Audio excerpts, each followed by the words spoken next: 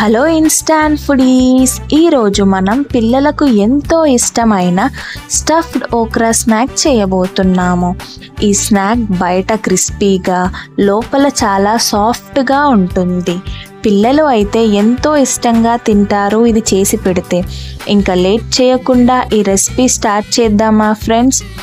ఈ రెసిపీ కోసం ఫ్రెష్గా క్లీన్ చేసిన 8 to 9 బెండకాయలు తీసుకోండి.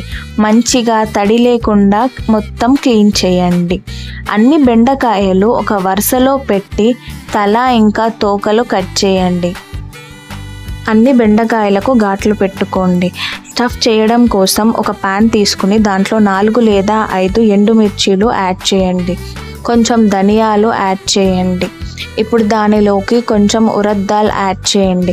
ఇలా యాడ్ చేసిన ఇంగ్రీడియంట్స్ అన్నీ మంచిగా 2 నిమిషాల పాటు రోస్ట్ చేసుకోండి. అలా రోస్ట్ చేసుకున్న తర్వాత మంచిగా చల్లారనివ్వండి. ఇప్పుడు వేరొక ప్రిపరేషన్ స్టార్ట్ చేద్దాం. దానికోసం 4 లేదా 5 గార్లిక్ తీసుకొని కొంచెం సాల్ట్ యాడ్ చేయండి.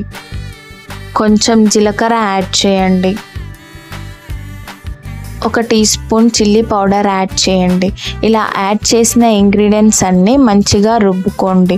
రోల్లో ఎందుకు చేస్తున్నానంటే రోల్లో చేస్తే ఆ టేస్టే వేరు, అందుకోసమనే రోల్ యూస్ చేస్తున్నాను ప్రత్యేకంగా దీనికోసం. ఇప్పుడు చల్లారబెట్టిన ఇంగ్రీడియంట్స్ అన్నీ ఒక మిక్సీ జార్లో వేసుకొని అవి మంచిగా స్మూత్గా గ్రైండ్ చేయండి. అలా గ్రైండ్ చేసిన పౌడర్ని మళ్ళీ రోల్లోకి యాడ్ చేయండి. యాడ్ చేసిన తర్వాత దాంట్లో కొంచెం ఆయిల్ పోయండి. అలా ఆయిల్ పోయడం వల్ల పేస్ట్ అనేది మంచిగా మెత్తగా పడుతుంది. ఇప్పుడు దాన్ని స్పూన్తో నీట్గా కలుపుకోండి. నీట్గా కలుపుకున్న తర్వాత ఆ పేస్ట్ మొత్తం మనకి ఇలా కనిపిస్తుంది. ఇప్పుడు ఆ పేస్ట్ని బెండకాయలో మంచిగా స్టఫ్ చేయండి. అలా మనం తీసుకున్న బెండకాయలు అన్నిటి లోపల ఈ పేస్ట్ అనేది స్టఫ్ చేసి పెట్టండి నీట్గా. ఇప్పుడు ఒక ప్యాన్ తీసుకుని దాంట్లో కొద్దిగా ఆయిల్ యాడ్ చేయండి. యాడ్ చేసిన తర్వాత మనం స్టఫ్ చేసుకున్న బెండకాయలు ఒక్కొక్కటిగా ప్యాన్లోకి యాడ్ చేయండి.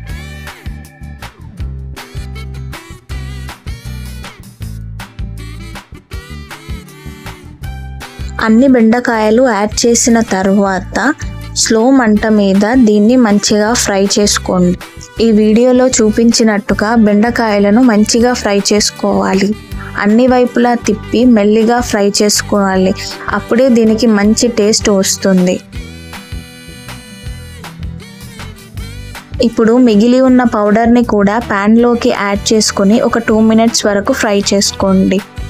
చూసారు కదా ఫ్రెండ్స్, ఈ రెసిపీ ఎంత ఈజీయో.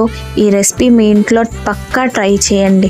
ఇలాంటి మరిన్ని మంచి వీడియోస్ కోసం నా ఛానల్ని లైక్ చేయండి, షేర్ చేయండి, సబ్స్క్రైబ్ మాత్రం పక్కా చేయండి. అసలు మర్చిపోకండి.